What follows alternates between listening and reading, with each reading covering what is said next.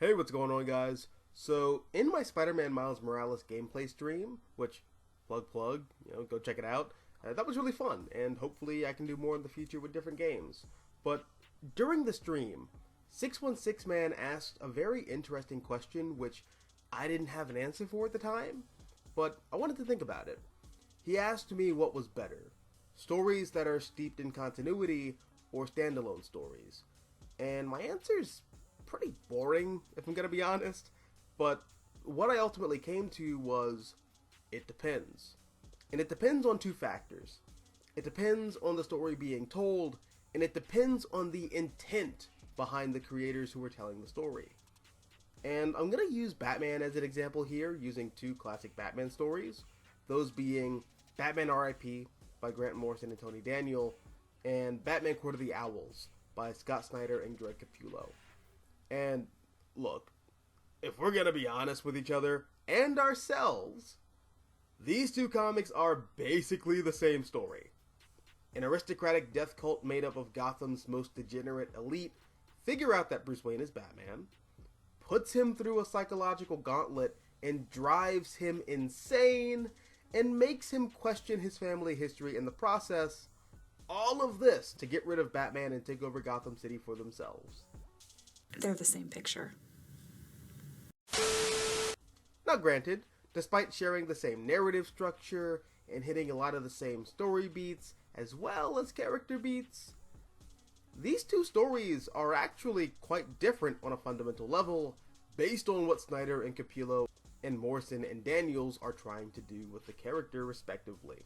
Court of the Owls, and I mean really the entirety of Snyder and Capullo's run, was designed to be an entry point for new readers. It's very user-friendly.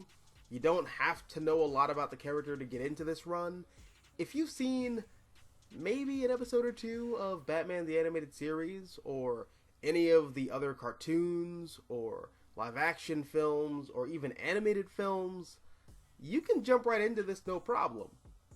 You can have almost zero context for the character as far as his comic book history is concerned, and enjoy Snyder and Capullo's story as its own thing. It's not really building on any pre-existing mythology. It's kind of its own self-contained piece. And I'd make the argument that that's one of its biggest strengths, if not its biggest strength. Now on the other hand, you have Batman R.I.P., which is on the complete opposite end of the spectrum. This book, and again, Morrison's run as a whole, is mired, caked, dripping, some would say, with continuity. Grant Morrison's Batman is not at all user-friendly. It's a very intimidating thing to jump into, not just for newer readers, but for people who've been reading Batman comics their entire life.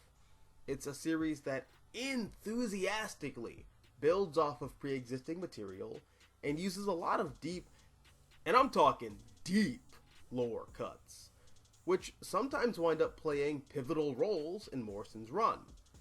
But going back to Batman R.I.P. in particular, Morrison took a side character from a one-off story from like 1963 and made him the villain of the story, as well as a pretty huge chunk of Morrison's overall run. And Morrison does this with several other long-forgotten characters as well, digging them out of the well of obscurity and retroactively making them extremely important to Batman's mythology. And it's rewarding as a long-term comic book reader, because not only are those classic stories being honored by contemporary storytellers, but it also really helps make the history of this character feel alive. And I'd say for me, that is the biggest draw for Morrison's run. But going back to the original question, what's better? Self-contained stories or stories that are steeped in continuity? Well, this is why I used Morrison and Snyder and Capullo's Batman as an example.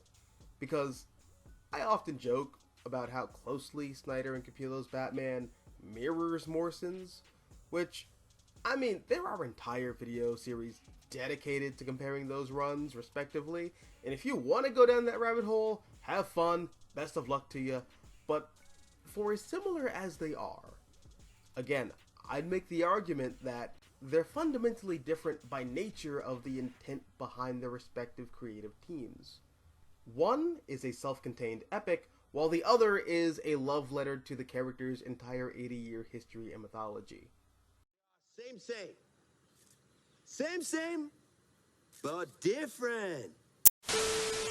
And that's honestly the clearest and most concise way that I think I can answer that question. I love stories that are steeped in heavy continuity, but I also enjoy stories that are standalone. It all just comes down to the story the creators are trying to tell and how it's being told. Anyways, I hope that's a sufficient answer, but what about you? Do you like stories that are self-contained? Do you prefer stories that are steeped in heavy continuity? Or does it matter to you?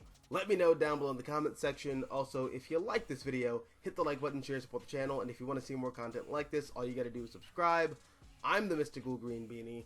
Thank you for watching, and as always, until next time, adios nachos, adios.